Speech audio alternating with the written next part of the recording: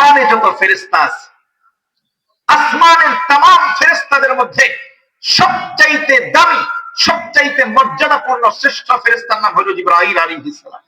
সবচাইতে দামি ফেরেশতা। চারজন ফেরেশতা হইল ফেরেশতাদের লিডার।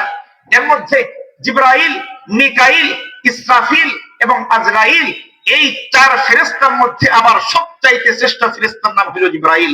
বলবেন কেন? এত শ্রেষ্ঠের কারণ কি? বলবো, এই ফেরেশতার সাথে আমার কোরআনের ছোঁয়া আছে। আমার কোরআনের ছোঁয়া লাগছে, বলেন না সুবহানাল্লাহ। এই ফেরেশতার সাথে কোরআনের ছোঁয়া লাগছে, কারণ আমাদের নবী মুহাম্মদুর রাসূলুল্লাহর কাছে যতবার কোরআনে কারীম আল্লাহ অবতীর্ণ করেছেন, এই জিবরাইলে আমিনের জবান দিয়ে আল্লাহ তাআলা কোরআন নাযিল করেছেন।